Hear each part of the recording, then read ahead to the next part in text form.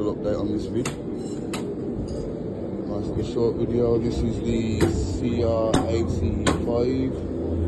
There's the Kawasaki, the RM, Thriller, and the Pit.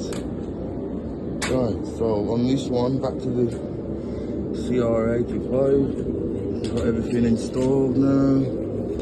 We've got the motor on the brackets. Welded a piece of metal there to secure that side. Controllers under here. Just going to put the wiring loom on, put the plastics on, get the mud guard on. Got the chain on. Already, got the mud guards on, display on. Nearly done. Please like and subscribe.